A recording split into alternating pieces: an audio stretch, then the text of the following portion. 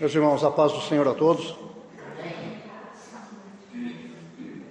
Chegou o grande dia, de nós encerrarmos o estudo sequencial nas cartas aos Tessalonicenses. Hoje é a última aula prevista. Vamos ver, Deus é quem sabe. Às vezes a gente acaba tendo que dividir o assunto por causa da participação e até da motivação por determinados tópicos do assunto. E eu quero cumprimentar os jovens que estão aqui hoje nesta classe, Parabenizar, porque vão adquirir paciência hoje.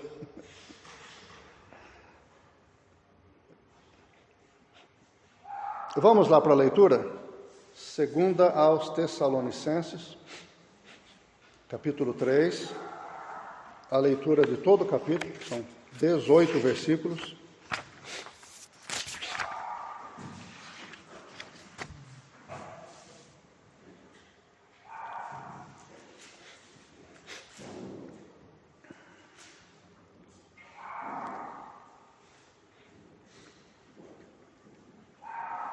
Quantos crentes, antes de começarmos esta revista, nem sabiam que existia essa carta aos Tessalonicenses, Quando a gente for estudar os profetas menores, você vai falar, mas quem é esse cara, Sofonias? Está na Bíblia, é isso? São livros pouco lidos e que são um desperdício para nós deixarmos passar. Vocês estão vendo nesses estudos das cartas de Paulo quanta coisa nós estamos aprendendo, quanta coisa, Deus tem deixado aqui, e estamos arranhando ainda o estudo dessas palavras. Se você pegar para estudar por conta própria, o ano que vem, por exemplo, em janeiro eu vou começar a estudar os Tessalonicenses, por conta própria. Você pode passar o ano inteirinho estudando e vendo coisas novas, muitas coisas novas. Porque a palavra de Deus é um tesouro escondido. Só quem busca mesmo com diligência pode encontrar esse tesouro. Lemos, 2 aos Tessalonicenses, capítulo 3. Finalmente, irmãos, orai por nós, para que a palavra do Senhor se propague e seja glorificada, como também o é entre vós, e para que sejamos livres de homens perversos e maus, porque a fé não é de todos, mas fiel é o Senhor, o qual vos confirmará e guardará do maligno. E quanto a vós, confiamos no Senhor que não só fazeis, mas fareis o que vos mandamos. Ora, o Senhor encaminhe os vossos corações no amor de Deus e na constância de Cristo. Mandamo-vos, irmãos, em nome do Senhor Jesus Cristo, que vos aparteis de todo irmão que anda desordenadamente, e não segundo a tradição que de nós recebestes. Porque vós mesmos sabeis como deveis imitar-nos, pois que não nos portamos desordenadamente entre vós. Nem comemos de graça o pão de ninguém. Antes, com labor e fadiga, trabalhávamos noite e dia, para não sermos pesados a nenhum de vós. Não porque não tivéssemos direito, mas para vos dar em nós mesmos exemplo, para nos imitardes. Porque quando ainda estávamos convosco, isto vos mandamos: se alguém não quer trabalhar, também não coma. Porquanto ouvimos que alguns entre vós andam desordenadamente, não trabalhando, antes intrometendo-se na vida alheia. A esses tais, porém, ordenamos e exortamos por nosso Senhor Jesus Cristo, que, trabalhando sossegadamente, comam o seu próprio pão. Vós, porém, irmãos, não vos canseis de fazer o bem. Mas se alguém não obedecer à nossa palavra por esta carta, notai-o e não tenhais relações com ele, para que se envergonhe. Todavia não o considereis como inimigo, mas admoestai-o como irmão. Ora, o próprio Senhor da paz vos dê paz sempre e de toda maneira. O Senhor seja com todos vós. Esta saudação é de próprio punho de Paulo, o que é o sinal em cada epístola. Assim escrevo. A graça de nosso Senhor Jesus Cristo seja com todos vós. Pronto, encerramos 2 aos Tessalonicenses. Lendo este trecho aqui, eu notei que a linguagem antiga, principalmente o uso dos pronomes, dos verbos na segunda pessoa, do singular e do plural, pode causar certa confusão para as pessoas, principalmente para os mais novos, né? Nós, os mais antigos, estudamos no ginásio, no colégio, conjugação verbal completa, né? Todos os modos e tempos, aprendemos a usar a segunda pessoa também, do singular, do plural, aprendemos subjuntivo, imperativo. Então, para nós é mais fácil. Mas hoje em dia o negócio está... O ensino da gramática está meio relaxado, né? E talvez até nos concursos, nem sei se ainda se cobra isso nos concursos. Como consequência, quando nós nos deparamos com textos com linguagem antiga, como essa aqui, podemos sentir grande dificuldade. Mas duas coisas eu quero falar aqui. Primeiro é que o uso da segunda pessoa na Bíblia, em muitos casos, é muito esclarecedor. Porque quando se escreve só na terceira pessoa, como acontece na nova linguagem de hoje, na Bíblia, tradução nova linguagem de hoje, existem coisas que a gente não sabe do que está falando. Que a terceira pessoa pode estar falando com você, né? Usa uma conjugação, ou pode estar falando dele, dela, que é a mesma conjugação. É o mesmo verbo, né? Por exemplo, você é, ele é, ela é. Vocês são, eles são. Então a gente não sabe se está falando com alguém ou de alguém. E quando a gente vem para a tradução antiga da Bíblia, essas dúvidas já são removidas logo de cara. Por isso, aprendam verbos. Se vocês querem estudar a Bíblia, não querem apenas dar uma lida devocional, aprendam conjugação verbal em todos os modos, tempos e todas as pessoas, para poderem entender várias coisas da Bíblia. E a segunda coisa que eu queria falar é a respeito da nova tradução na linguagem de hoje. É uma tradução meio pobre. É muito usada pelos jovens, adolescentes, mas não é uma boa tradução para estudo, ok? Inclusive, tem algumas inconsistências da tradução. Para poder facilitar a linguagem, acabaram prejudicando alguns significados. Então, para uma leitura rápida, para um bate-papo assim, com outras pessoas falando da Bíblia, serve para quebrar um galho. Mas para aprofundar estudo, é só com outras traduções do lado. Então, você pode usar a NTLH, que é a nova tradução da linguagem de hoje, mas use outras também, use as clássicas. Pode ver que as clássicas não saem de moda entre os estudiosos. Não saem de moda. Não são só os mais antigos. Os que estão se formando nos seminários agora ainda usam as traduções antigas, por causa da riqueza de detalhes que ela permite ter e compreender. Isso é ensino também, né? Não tem nada a ver com os Tessalonicenses, mas tem a ver com o nosso aprendizado. Lembra que eu falei para vocês que a gente tem que tomar muito cuidado como Paulo inicia suas frases, suas declarações? Eu falei de muitas conjunções, né? Ele gosta de conjunção. Finalmente, diz ele aqui, só que finalmente não é conjunção, né? Peguei vocês, né? Finalmente é advérbio. E ele diz finalmente, finalmente é a tradução de uma expressão em grego, toloipon, que pode significar algo que está caminhando para o final ou que chegou ao final, mas pode ser simplesmente mais um acréscimo ao texto, como se ele dissesse, além disso, irmãos, ou também, aproveitando a ocasião, nós tendemos a pensar que quando a pessoa usa a palavra finalmente é porque já está encerrando, né? Principalmente nas pregações, né? A gente até respira, então faltam só 5 minutos, aí vai ver o cara estende mais meia hora. Mas aqui no contexto bíblico, na linguagem antiga, não significa necessariamente isso. Porém, Paulo realmente caminhou para o final, mas tem mais um capítulo, e ele volta a assuntos que ele já abordou antigamente, e inclusive na outra carta, e nós vamos ver agora. Perceba que, quando ele fala finalmente, parece que ele está dando um alento para o povo que vai ler, vai ouvir a carta, e ele começa a falar em termos elogiosos para a igreja. Ele pede oração, quer que a palavra se propague, e diz que assim também está acontecendo entre vocês, e vai elogiando. Por que isso? Os estudiosos acham que ele está amaciando o povo, para depois ele dar uma tacada em cima, e ele vai fazer uma cobrança severa, como nós lemos aqui. Bons comentaristas dizem que essa é uma técnica que deveria ser usada por muitos conselheiros, pregadores, ensinadores, pastores, irmãos que evangelizam. Qual é? Se você tem algo duro para dizer, ou uma cobrança a fazer do seu ouvinte, então você dê uma amaciada primeiro. Essa é uma técnica que está registrada na Bíblia, mas é empregada em vários livros de autoajuda. Dale Carnegie, por exemplo, que escreveu vários livros de como estimular a pessoa a se relacionar bem, conversar bem, ele escreveu um livro muito famoso que é Como Fazer Amigos e Influenciar Pessoas. Ele diz que, pela maneira como você fala, você pode conquistar a pessoa. Você vai falando, fazendo perguntas, por exemplo, às pessoas em que ela tem que responder sistematicamente de forma positiva. Sim, sim, concordo e tal. Até que você chega numa proposição que seria difícil para aquela pessoa engolir, ela já está inclinada a responder que sim, a concordar com aquilo.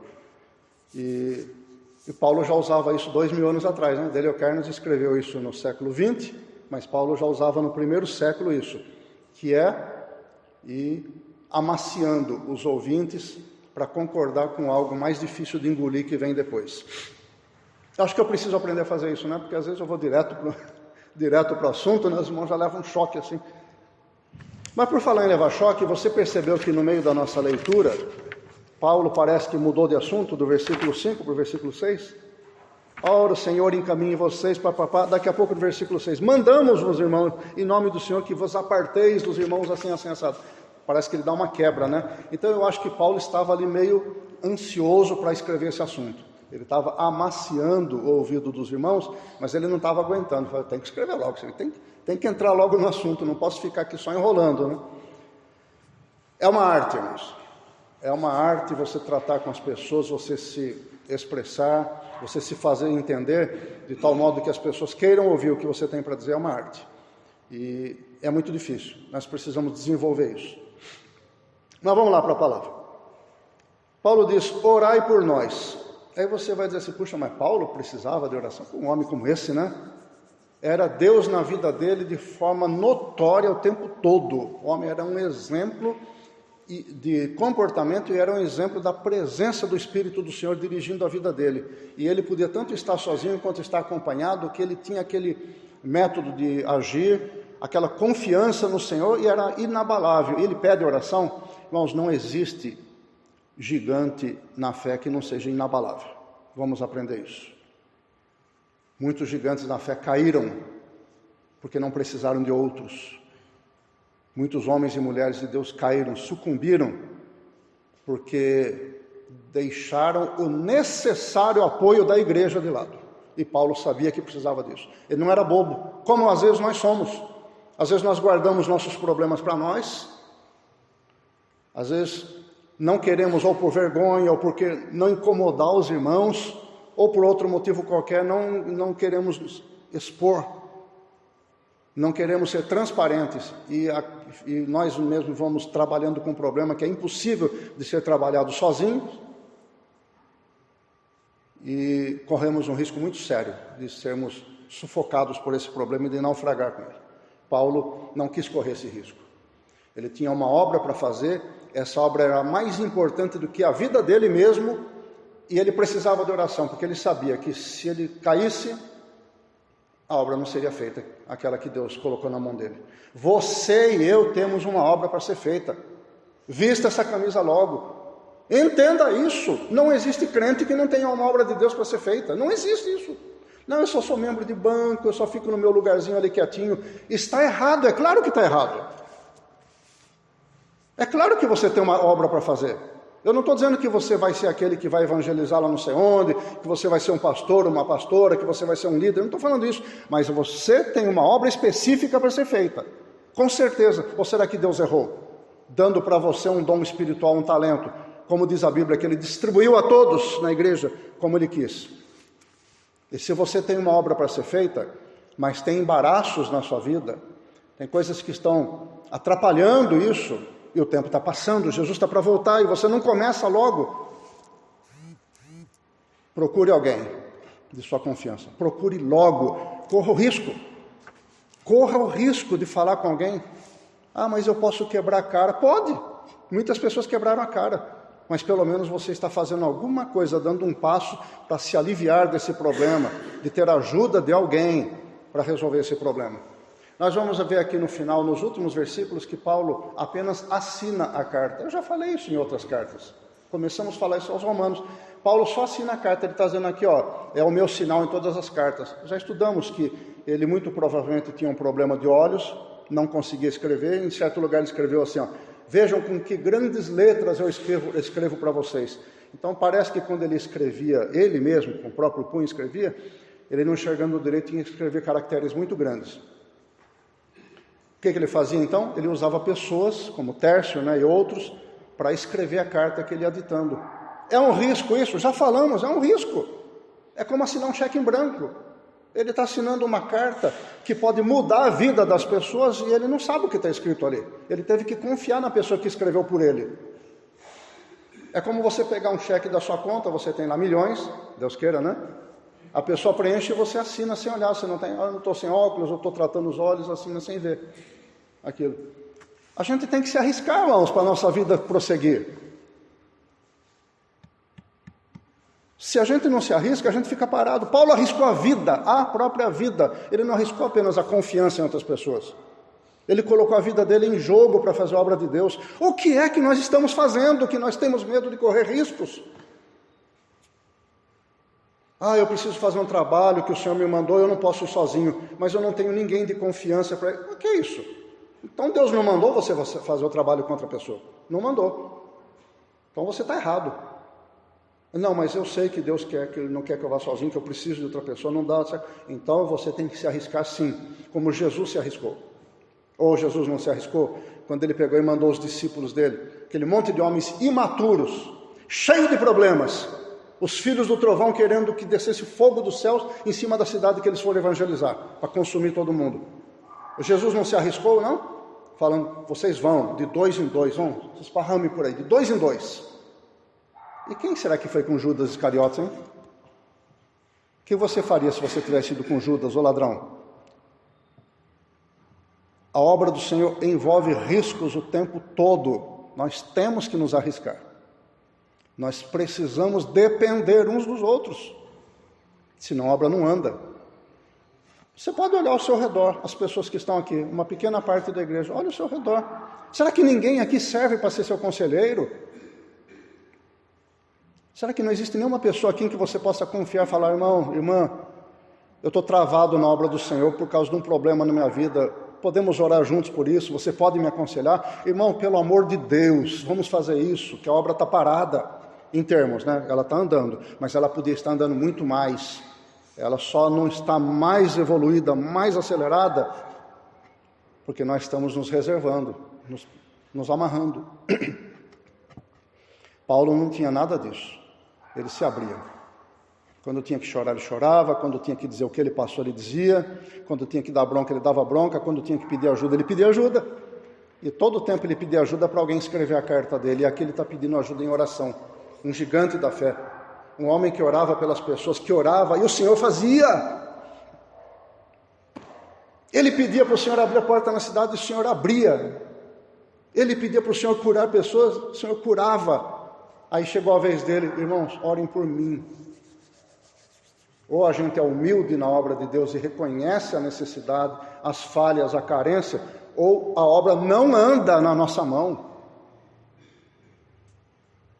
Qual é a sua situação nessa caminhada da obra de Deus? Como é que você está? Eu estou fazendo alguma coisinha, por que não pode fazer mais? Você pode? Pode, você tem o Espírito Santo. Por que não está fazendo? O que está segurando, irmãos? O que está segurando? Isso aqui é uma igreja isso aqui. Isso aqui é a família de Jesus Cristo. É a obra do Senhor, custou o sangue dele. Isso aqui custou o sangue de Jesus. Vamos fazer valer a pena. Vamos fazer isso valer a pena. Vamos fazer com que a morte de Jesus tenha valido a pena. Fazendo a vontade dele. Vamos nos desembaraçar logo, porque o Senhor pode voltar daqui a pouquinho, a gente precisa pelo menos ter começado. Paulo diz que orai por nós para que a palavra do Senhor se propague e seja glorificada, como também o é entre vós. Ele usa aqui uma linguagem do atletismo, né? Propagar aqui é como se fosse uma caminhada, uma roda, fazendo uma caminhada, e seja glorificada, quer dizer, aquele que chega na linha de chegada, né, do atletismo, recebe as glórias, né, coroa de louros, é aplaudido. Paulo está usando esse tipo de linguagem de atletismo para fazer aquelas pessoas do mundo greco-romano entenderem, porque eles entendiam de jogos, né? O mundo pagão entendia muito disso, para fazer eles entenderem como pode a palavra do Senhor evoluir. Muita dedicação para que o negócio flua e a palavra receba a devida glória. Como é que a palavra de Deus é glorificada, hein? Porque a palavra de Deus tem glória própria, né? Quando a gente dá ouvido, ela tem glória própria. Mas o que Paulo quer dizer com isso, ela seja glorificada? Certamente ele está se referindo à linha de chegada do atletismo, em que, cruzando a linha de chegada, ela deu os devidos frutos e seja elogiada. Mas pense na prática, como é que isso pode acontecer? Na sua vida, na vida da igreja, na vida de outras pessoas em que a palavra de Deus é vista, a quem a palavra é levada, até para você, até para a sua vida mesmo. Como que ela pode ser glorificada?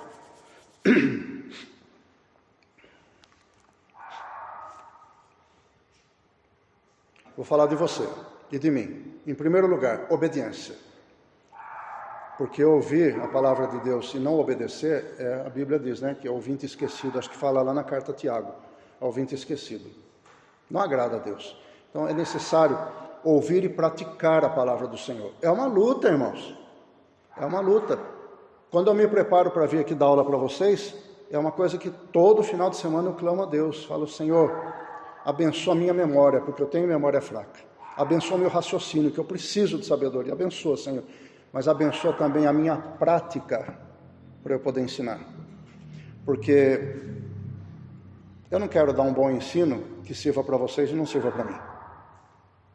Eu preciso praticar a palavra. A palavra de Deus é glorificada na minha vida quando eu pratico. Quando eu obedeço a palavra do Senhor. Na sua vida também. Não se atreva a ouvir a palavra do Senhor e não praticar. Porque isso vai ser um erro que vai custar para você pontos na eternidade. Porque quando você ouve uma coisa e compreende, você se torna responsável por aquilo que você ouviu e compreendeu.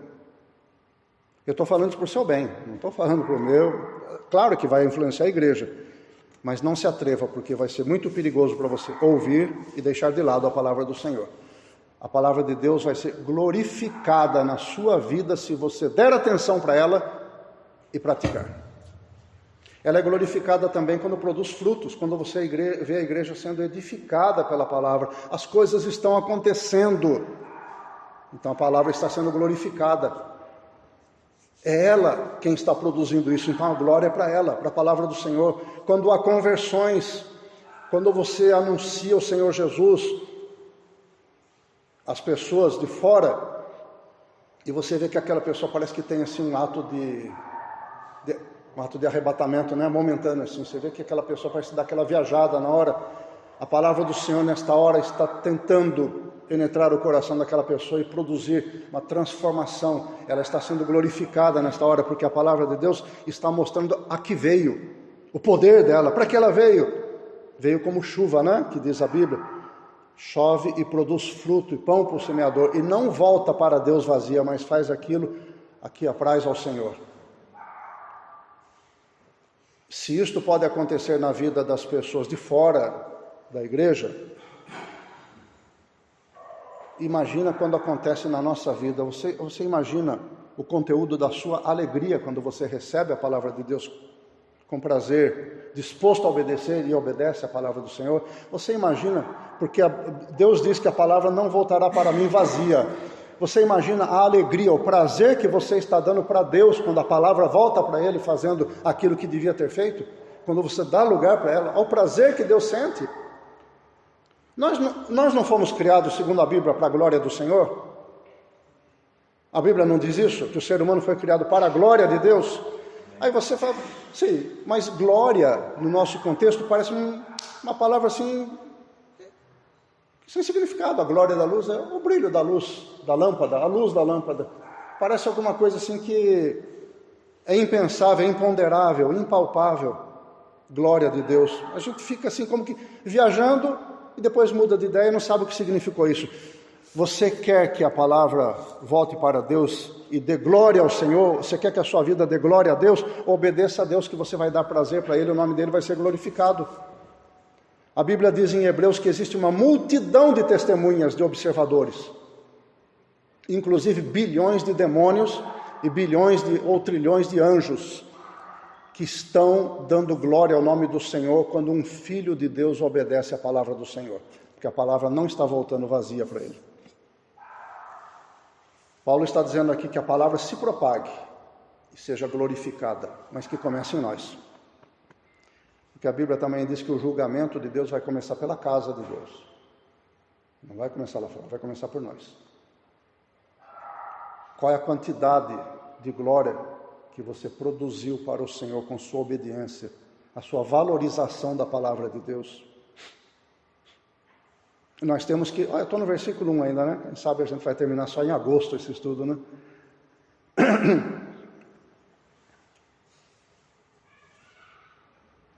Existe uma maneira de nós nos exercitarmos nisso, na devoção ao Senhor, e ir além da área intelectual. Eu já falei aqui uma vez que uma pessoa... Alguém disse, né, que a pessoa deixou de ir para o céu por causa de 25 centímetros, lembra? Porque recebeu a palavra de Deus e entendeu. Recebeu aqui, ó. Trabalhou, concordou com ela, mas não deixou a palavra vir para o coração, né? Por causa desses 25 centímetros, a pessoa perdeu o céu. E como é que nós podemos fazer com que a palavra de Deus seja glorificada, ultrapassando esses 25 centímetros e saindo da área intelectual, meramente intelectual, indo para o nosso coração e produzindo transformação na nossa vida? De quem é essa função? É nossa. Não coloque a responsabilidade em Deus. Ele está estimulando você e ajudando isso a acontecer, mas Ele não vai obrigar isso Ele não vai fazer com que a palavra obrigatoriamente desça para o coração. Nós temos que querer. Quando você... Vamos lá. Quando você canta o hino do seu time de futebol, é coisa que eu só faço para zombar dos times, eu não faço. Não tenho cantado para elogiar time nenhum, mas você canta, né? Do seu time de futebol. Canta o hino, você... Parece que seu coração, né, acaba se movendo, né, com a paixão por aquele time de futebol, certo? Assim acontece com o hino nacional. O canto do hino nacional, que hoje em dia está sendo muito desprezado, mas que no meu tempo era diário, era toda manhã antes de entrar, desde o meu primeiro ano. Hoje é o primeiro ano de ensino fundamental, né? Que eu não fiz jardim da infância. Estimula em nós aquele ardor pela nossa pátria, pelo nosso povo, pela defesa do nosso território, dos interesses da nossa nação, certo? Por que a gente não faz o mesmo com a palavra do Senhor? Quando você cantar, que foi projetado ali, cante com consciência. Olha o que está escrito lá, quantas vezes eu já falei que a maioria dos louvores é oração em forma de canto. Oh, meu Jesus, quando as lutas no caminho encontrar, a tua mão divina vem me ajudar. Você não está falando ao vento, não. Você está falando com o seu Senhor. Está cantando, mas está orando em forma de canto, em forma de música. Por que nós não levamos isso mais a sério? Cantar com boa consciência e aplicando o nosso coração nisso, o seu coração vai começar a arder. É quando você está querendo ficar apaixonado, vamos dizer assim, né? Falling in love. Quando você está querendo ficar apaixonado, e aí você ouve uma música romântica, às vezes até chora, ai, que saudade, meu amorzinho. Por quê? Você deixou aquilo impressionar seu coração. Por que não fazemos isso com a palavra do Senhor e com louvor ao Senhor também? É um exercício. Você vê como é que a música de louvor do seu time de futebol, o hino nacional, a música da sua amada, do seu amado, afeta seu coração e tem a capacidade de mudar o seu dia, mudar seu humor, mudar o seu comportamento. Não tem essa capacidade, a música? Por que não fazemos isso com relação à palavra de Deus também? Por que não permitimos que o louvor altere o nosso estado de humor de modo positivo, de nós nos voltarmos para o Senhor, e às vezes você está sozinho lá cantando, fazendo um trabalho, está cantando, louvando o Senhor, e você está entregando o seu coração nisso. Daqui a pouco você para, porque você não consegue nem cantar mais. Lá vem as lágrimas, a sua voz fica embargada, o Espírito do Senhor está recebendo. Você está se envolvendo com Deus e está cumprindo João capítulo 4, em que o Senhor Jesus declarou que o Pai procura aqueles que o adoram, em espírito e em verdade. Não é aqui só, não é só na cabeça, intelectualmente, é aqui.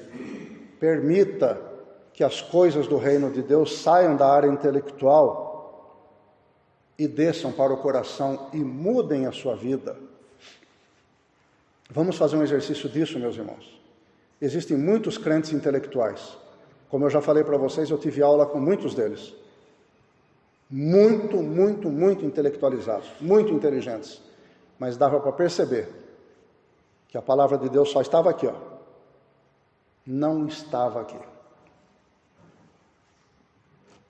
Eu acho que você já tem capacidade para perceber a pessoa que prega e que ensina, que aconselha, se a palavra que está saindo da boca dessa pessoa é de sabedoria humana ou é de sabedoria divina. Se ela está fazendo este caminho ou está fazendo este caminho. É da cabeça para a boca ou é do coração para a boca? Acho que você já tem capacidade para discernir isso. Se você não tem, exercite-se mais, por favor. Você viu que nós temos uma participação no reino de Deus que depende exclusivamente da nossa dedicação. Se você não se incomoda e não se impressiona com a música que se lembra da sua amada, do seu amado, quando você se encontrar com aquela pessoa, parece que não mudou muito, passou um mês sem ver, mas parece que... Agora, se você, não estando vendo, mas está cantando, se lembrando da pessoa, seu coração vai se estimulando, né? E no dia do encontro é uma grande alegria. Assim é com o Senhor Jesus, viu? Tá? Faça isso, a hora que você for orar, sua oração vai ser diferente. Desafio você. Venha dizer para mim, faça isso hoje, e venha dizer para mim hoje de noite, depois do culto, venha dizer, irmão, não funcionou mesmo. Venha dizer para mim. Ou você vai dizer, não funcionou não deu certo. Eu falo, então faça de novo. Você precisa exercitar mais, tem que exercitar mais.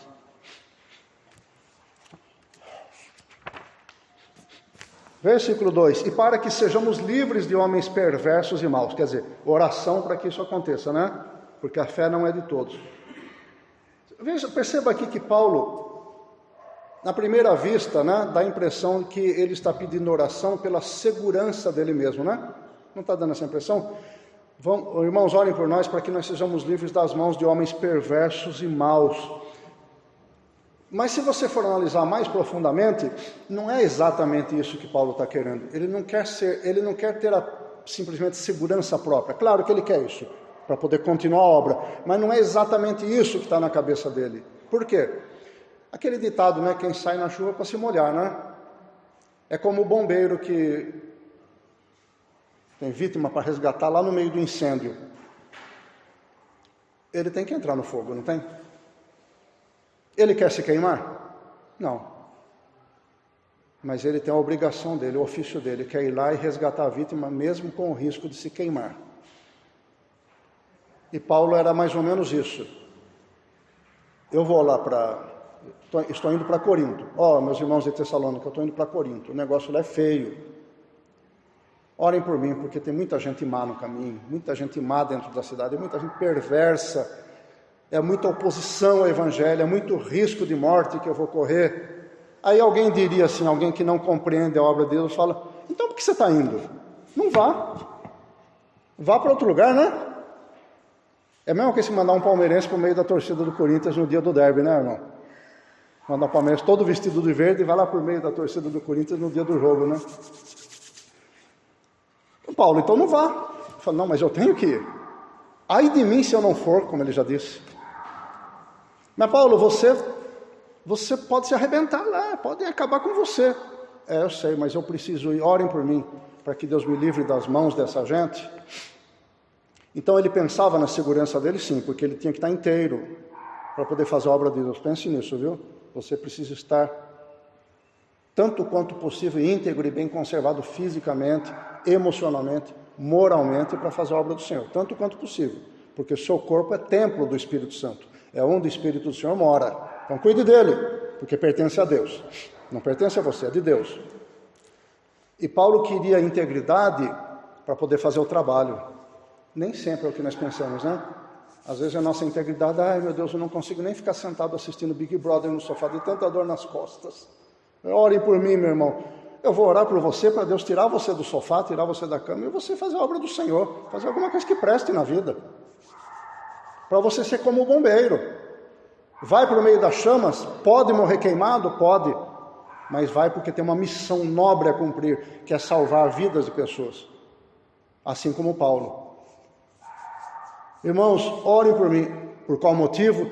Porque um problema assim, assado. Tá bom, nós vamos orar porque você está envolvido com a obra do Senhor. Mas não é isso? É motivo egoísta? Então vamos orar para o Senhor trabalhar na sua vida e você se converter. Para você sair do mau caminho e começar a pensar mais nos outros, nas outras pessoas. Paulo se preocupava com a sua integridade, mas aqueles que estavam lá no meio do fogo, nas garras de Satanás, eram mais importantes para Paulo.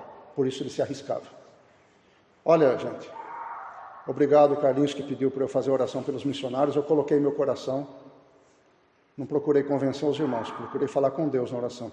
Mas aqui nós temos uma amostra disso, que o missionário, aquele que vai para as outras culturas, é um pouco como o apóstolo Paulo. Vou com medo do fogo, mas eu vou para o meio do fogo, porque há almas ali que precisam ser resgatadas, há vidas ali que têm importância, que agora valem mais do que a minha, porque eu estou salvo, mas eles estão perdidos, então eu preciso alcançar.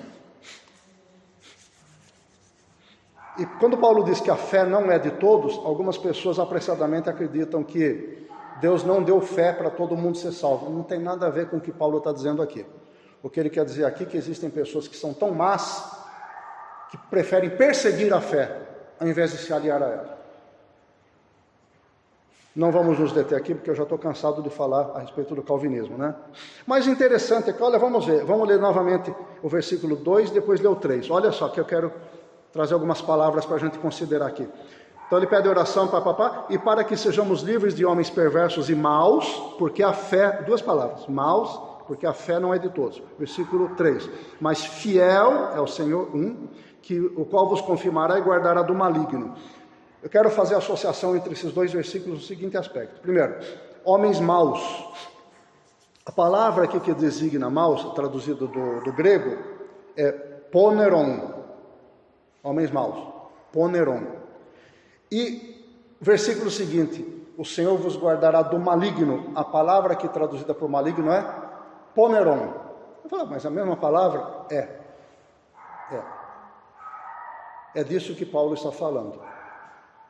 Que as pessoas más que fazem oposição à obra de Deus estão intimamente associadas ao maligno. É a mesma palavra em grego, poneron. É como se dissesse, é a mesma substância moral, espiritual. O maligno, Satanás, e as pessoas que ele usa para combater a obra do Senhor. Então, eu não quero que você seja enganado, não. O dia que você falar, vou começar a cumprir. Hoje eu ouvi na escola dominical que eu preciso me dedicar muito mais de coração à obra do Senhor, e me envolver com ela e entrar no fogo. E não quero que você se iluda. Você vai lutar contra o poneron, o maligno, que está usando pessoas malignas. E se você está no bem bom, assim falando em termos figurados, deitado numa rede, tomando aguinha de coco, tranquilo, só olhando seu celular, estou falando figuradamente, né? Se você está tranquilo, não tem inimigo no seu calcanhar, você pode deitar e se levantar e levar sua vida normal porque você está tranquilo, é porque alguma coisa deve estar errada, tá? Alguma coisa está errada.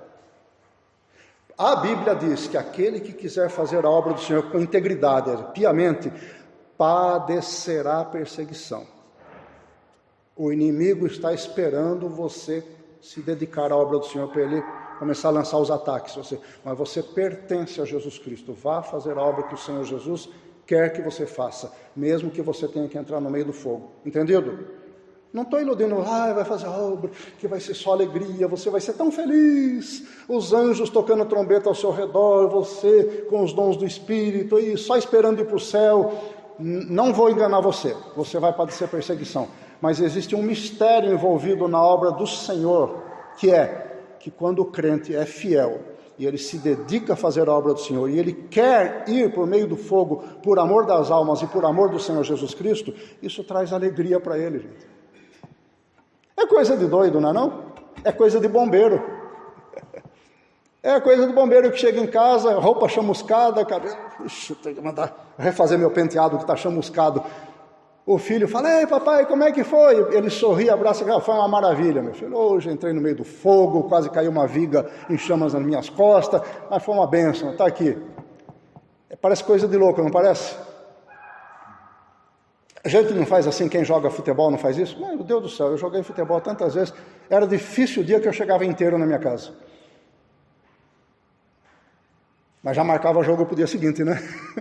Todo arrebentado, lascado, todo ralado. Por que não pode ser assim na obra do Senhor? Pode e é, porque aquele que dá alegria, aquele que vai para o fogo na obra do Senhor é o Espírito Santo.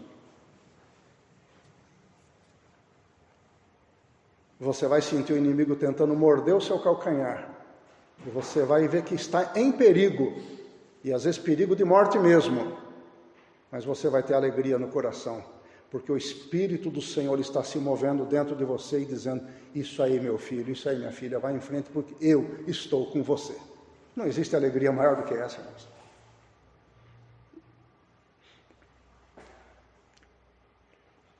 E quando Paulo diz, a fé não é de todos, a palavra fé em grego é pistis. E o versículo seguinte, mas fiel é o Senhor. Essa palavra fiel do Senhor é pistos. Olha aí, outra associação, né? Por que isso? Porque Jesus é o Senhor, Jesus é o fiel, daquele que é fiel. Jesus é o Senhor daquele que tem fé nele. Enquanto que o poneron, o maligno, é o Senhor daquele que tem um coração mau. Olha aqui, ó. Não tem meio termo não, tá? Não tem meio termo. Ou você é fiel ao Senhor e o Senhor é fiel a você, pistos, ou você é mau e o maligno é o seu Senhor. Poneron. Essa é a associação. Não tem meio termo. Eu vou ficar aqui. Não vai ficar aqui. Não vou ficar aqui de lado olhando, não.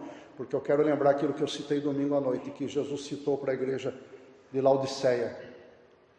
Oxalá foras quente ou frio, mas porque és morno, estou a ponto de vomitar-te da minha boca. O Senhor não quer isso, quer que você se decida. Ou você está com poneron, ou você está com pistos. Ou você está com fiel, ou você está com maligno. Pois não, irmão. Eu estou fazendo um trabalho, um estudo, né, com um vizinho meu ali, e ele tem uma perna mecânica, ele tem muita dificuldade, e ele pediu que os vizinhos lá não estão, ninguém conversa, não tem diálogo. Aí a gente achou melhor a gente dar uma força só ele e a esposa, né? Aí eu estou usando aquele estudo do irmão, conhecimento à obediência. No final eu falei para eles, na escola a gente aprende A, B, C, D, né? E aqui, na igreja, a gente aprende o quê? Obedecer. Aí comecei a falar e explicar para ele. Aí ele fiquei com muita dó dele. Fiquei com muita dó dele, porque ele está com problema, teve 3 infartos. Ele está com problema de respiração, de usar oxigênio, e cada vez que ele ia naquela igreja, bem embaixo, na rua dele lá. Mas é dificilmente lá e ninguém vê. Então a gente está todo dia ali, lendo a Bíblia para ele, e cada vez que a gente fala com ele, ele chora. Ele chora por falta de conhecimento. Eu gostaria que o senhor viesse e falar comigo, porque cada vez que lê a Bíblia, ora comigo, para mim, eu estou no céu. Então você vê como é que é as coisas, né? pessoa ali do lado, está falando, e não tem quem prega, bem atrás da palavra, né? Está tão perto, né? Eu falei com ele, eu posso fazer alguns irmãos da igreja, ele pode fazer esse grau na hora para fazer. E estou indo todo dia lá. Não tenho capacidade para isso, mas aquilo que eu tenho, estou falando. Isso acontece com todos nós, né, irmão? Com todos nós. A gente vai e confia no Senhor, né? Porque o bombeiro vai para o meio do fogo profissionalmente para resgatar pessoas das chamas, mas quando não há bombeiro, existe alguém, uma pessoa amada lá.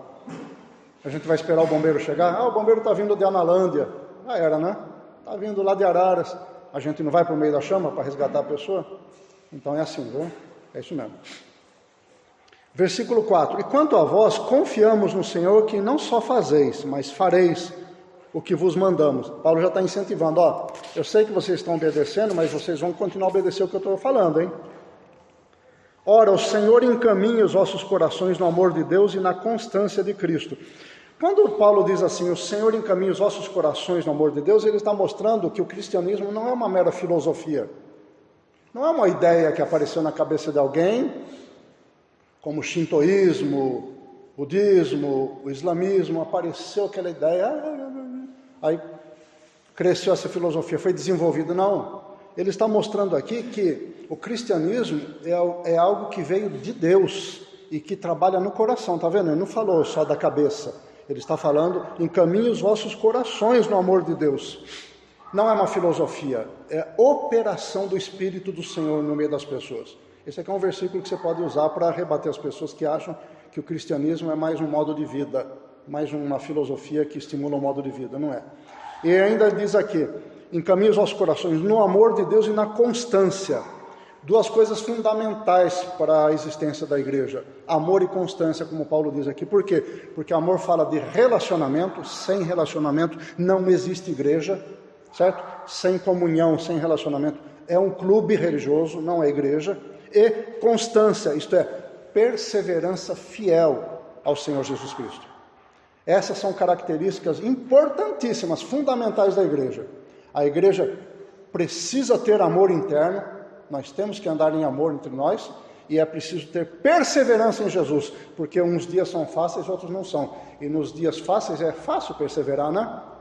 Nos dias que está tudo bem, né? Música para cantar, tem dízimo suficiente para manter a igreja, isso é fácil. E quando não tem?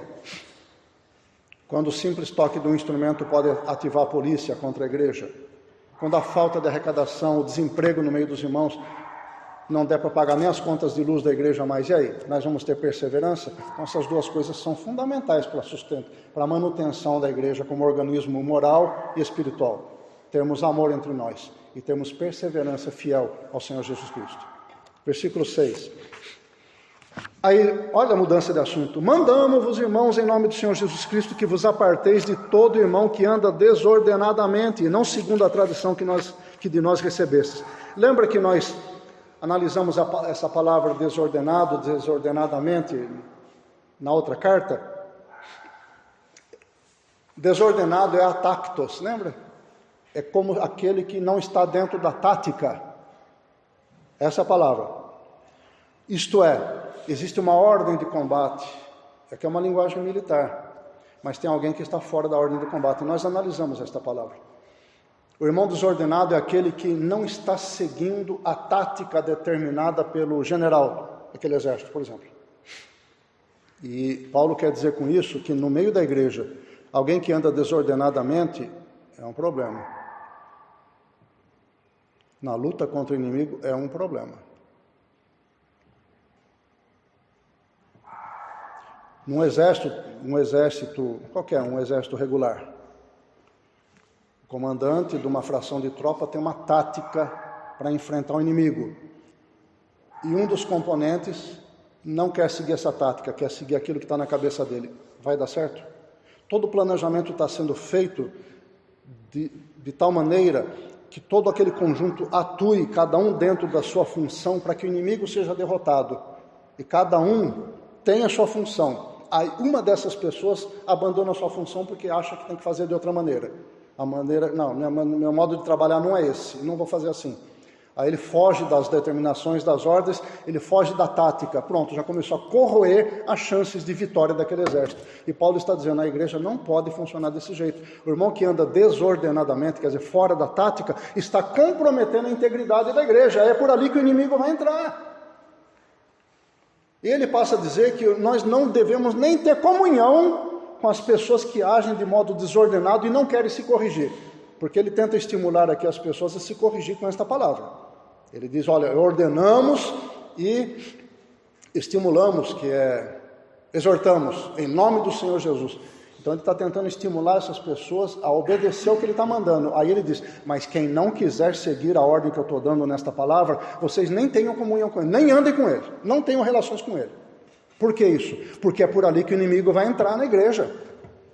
Se esse indivíduo permanecer em comunhão como se estivesse tudo bem, tudo normal na igreja, é por ali que o inimigo entra, vai semear o joio.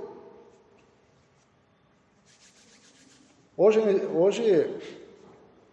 em dia, nas Forças Armadas, isso é um ponto importantíssimo, né? Dizem que uma corrente, mais ou menos isso, né? Uma corrente é tão fraca quanto é fraco o seu elo mais fraco. Quer dizer, onde é que vai arrebentar uma corrente? Quando ela é esticada? No elo mais fraco. Então a fraqueza da corrente está onde? Não está na força, na robustez, na boa solda dos bons elos. Está na fraqueza daquele elo fraco, deficiente, que não segue a tática, vamos dizer assim. Assim é a igreja. Se você acha que está muito longe de nós isso, né? Eu vi uma notícia, acho que foi essa semana, de uma igreja nos Estados Unidos que se transformou numa espécie de shopping, né? Você viu comigo isso? Não?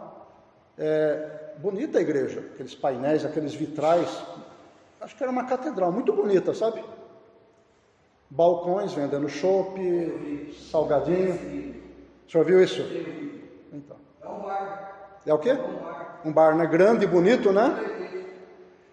E eu vi essa semana uma reportagem de uma igreja presbiteriana numa cidade de 200 mil habitantes.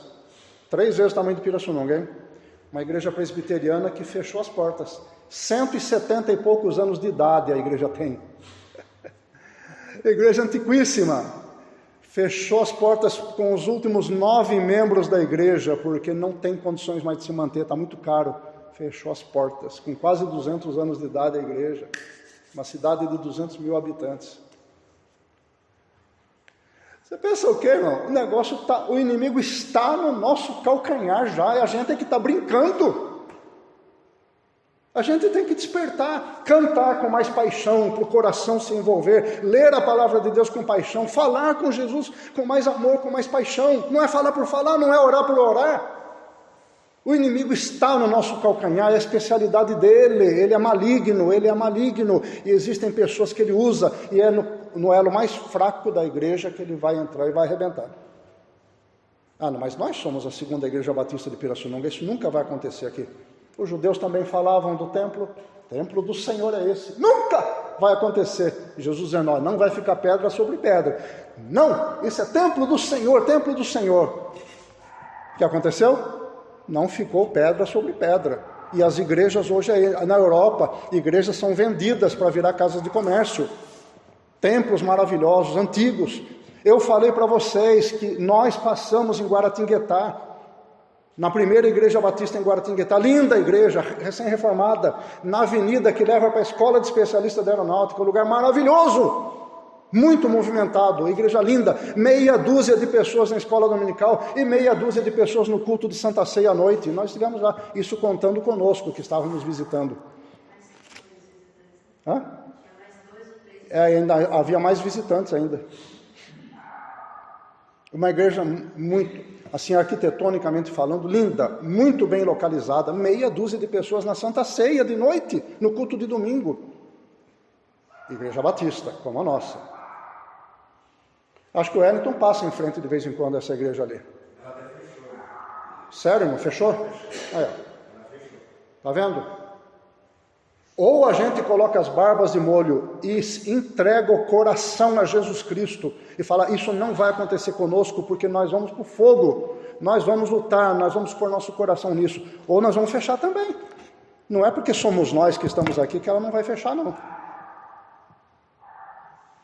Porque a hora que a glória do Senhor sair daqui, acabou. A gente pode se reunir para jogar bingo, botar mesa de sinuca aqui, porque vai dar na mesma. Ou pode até alugar para ser um boteco aqui. Vamos deixar isso acontecer, irmãos? Não vamos deixar.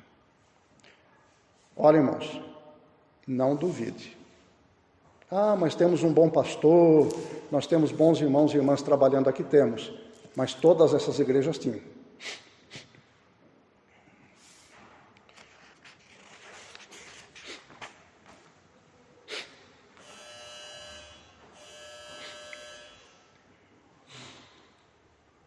Hoje é dia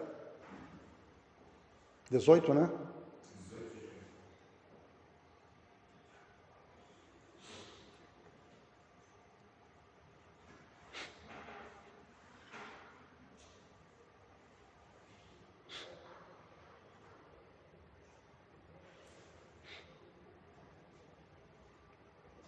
Eu estou aqui pensando em dividir o assunto para a semana que vem ou prosseguir.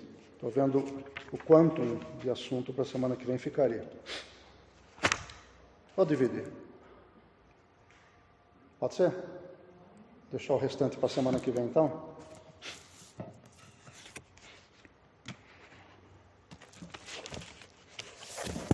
Bom, jovens, meu Deus, parabéns para vocês, né? Porque vocês vão adquirir paciência aqui, né? Ter que ouvir. Não é fácil não, né? Não sei qual. Eu tenho certeza de que o Francisco exige de vocês, mas aqui é classe dos membros mais maduros, né? Os clássicos da igreja, né? Então aqui a gente dá um aperto porque é o pessoal que, como eu disse uma vez aqui, é o pessoal que tem que fazer menos perguntas e dar mais respostas, né? Os jovens fazem mais perguntas e dão menos respostas. Então aqui aperta um pouquinho, tá? Francisco, a semana que vem você ajuda o pessoal a se recuperar, né, do que aconteceu hoje aqui, tá?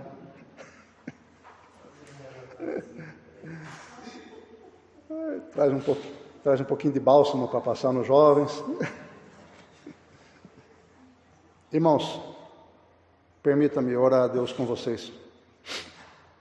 Senhor nosso Deus, nós não percebemos a grande maioria das vezes, das ocasiões, mas nós estamos em tempos muito difíceis. O Wellington deu a notícia muito, muito triste de que a Igreja Batista em Guaratinguetá fechou as portas. Isso é muito triste, meu Deus. É uma luz que se apaga no meio da sociedade.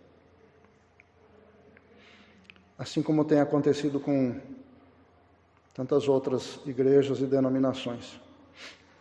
Enquanto isso, as denominações que procuram seus próprios interesses, que estão prometendo coisas que a tua palavra não promete, essas estão crescendo.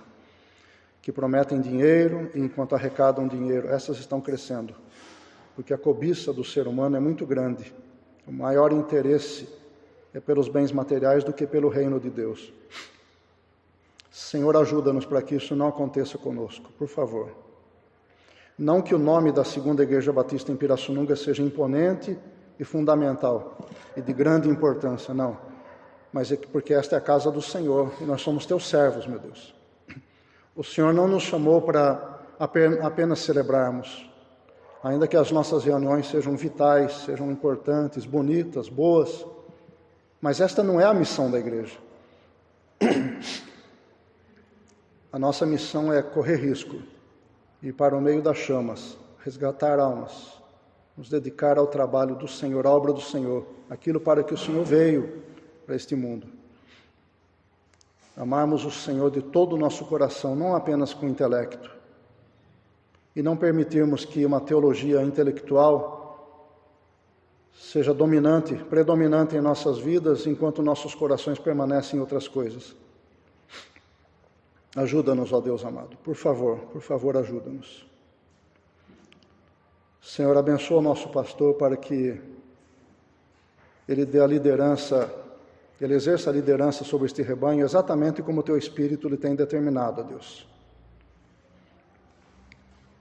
Que ele adquira cada dia mais coragem para correr riscos e convocar, não convidar, e nem pedir por favor, convocar o teu povo a se arriscar mais, a se dedicar mais, a se envolver mais com a tua obra e com o Senhor, a ter um coração mais presente diante do Senhor, para que quando o Senhor procurar os teus verdadeiros adoradores, o Senhor nos encontre, o Senhor nos veja nessa posição. Não como frequentadores de culto, mas como pessoas que vivem para a tua glória, meu Deus. Toma nossos missionários nas tuas mãos, ó Deus, para que assim como nós oramos por eles, eles também orem por nós, porque nós estamos precisando de ajuda em oração. E que nós saibamos, ó Deus, ser humildes e procurar ajuda quando estivermos necessitados, a fim de que nosso coração seja sempre humilde, usado pelo Espírito do Senhor, para que esta obra não pare, de jeito nenhum, mas para que ela aumente. Com isso deve aumentar a perseguição do inimigo, a maior chama, o maior fogo. Mas esta é a nossa missão, nós somos teu povo, Senhor meu Deus, e não somos cidadãos deste mundo, mas cidadãos dos céus. Obrigado, ó Deus, por este privilégio que a tua graça nos concede, o privilégio de termos a perspectiva de sofrimento como o Senhor teve, para que a tua palavra seja glorificada e exaltada no meio das pessoas. E o inimigo, ainda que lute muito, nada pode fazer contra a tua igreja, porque tu és o Senhor deste povo. Obrigado, Senhor Deus Altíssimo, em nome do Senhor Jesus Cristo. Amém.